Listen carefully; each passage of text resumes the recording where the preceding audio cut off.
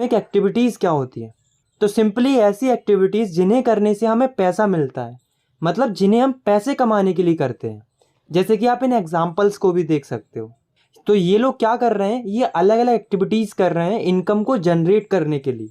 तो हम लिख सकते हैं those activities which are perform to generate income are called economic activities. अब दोस्तों जो इकोनॉमिक एक्टिविटीज़ होती हैं उन्हें अलग अलग तरीक़ों से क्लासीफाई किया जाता है।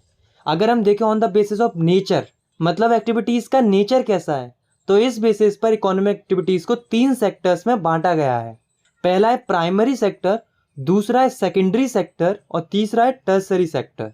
और अगर हम देखें on the basis of employment condition, मतलब एम्प्लॉयमेंट की कंडीशन कैसी है, तो इस बेसिस पर 2 सेक्टर्स में बांटा गया है, ऑर्गेनाइज सेक्टर और अनऑर्गेनाइज सेक्टर।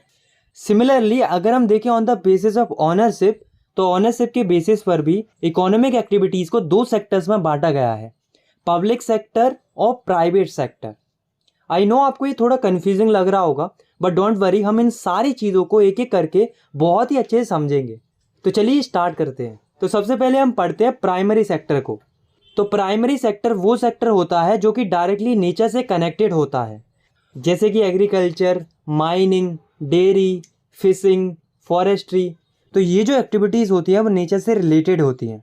इसमें हम डायरेक्टली नेचर का यूज़ करके रॉ मटेरियल्स को प्रोड्यूस करते हैं। तो हम लिख सकते हैं when we produce something by exploiting natural resources, it is an activity of the primary sector. और हमें ये भी जानना ज़रूरी है कि जो ये प्राइमरी सेक्टर होता है वो बेस प्रोवाइड करता है बाकी अदर प्रोडक्ट्स को बनाने के लिए। फॉर एग्जांपल जो हम कॉटन की टी शर्ट पहनते हैं वो किससे बनती है? कॉटन से। और कॉटन कहाँ से आता है? प्राइमरी सेक्टर से। मतलब प्राइमरी सेक्टर होगा तभी कोई अदर प्रोडक्ट बन पाएगा। चूँकि ये जो सेक्टर है वो एग्रीकल्चर से रिलेटेड है, इसलिए इसे एग्रीकल्चर एंड रिलेटेड सेक्टर भी कहते हैं। नेक्स्ट है सेकेंडरी सेक्टर। सेकेंडरी सेक्टर में वो एक्टिविटीज़ आती हैं जिसमें हम नेचर के प्रोडक्ट को चेंज करते हैं एक नई फॉर्म में, यानी कि एक फिनिश प्रोडक्ट बनाते हैं मैन्युफैक्चरिंग के थ्रू।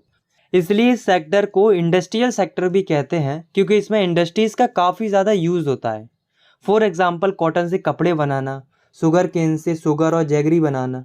इसके अलावा car manufacturing, paper manufacturing, means जितना भी मैन्युफैक्चरिंग का वर्क होता है उस सेकेंडरी सेक्टर में आता है। तो हम लिख सकते हैं when natural products are change into other forms through manufacturing, it is an activity of the secondary sector. Next है टर्सरी सेक्टर। इसे हम सर्विस सेक्टर भी कहते हैं, क्योंकि इसमें हम सर्विस प्रोवाइड करते हैं। तो इस सेक्टर में वो एक्टिविटीज़ आती हैं जो कि प्राइमरी एंड सेकेंडरी सेक्टर के डेवलपमेंट में मदद करती हैं बाय प्रोवाइडिंग सर्विसेज, जैसे कि ट्रांसपोर्ट, बैंक, इसके अलावा टीचर्स, डॉक्टर्स, बार्बर्स, कोबलर्स, लॉयर। तो ये लोग सर्विस दे रहे हैं, ना कि कोई प्रोडक्ट बना रहे हैं। तो ये जो एक्टिविटीज़ हैं वो टर्सरी सेक्टर में आती है।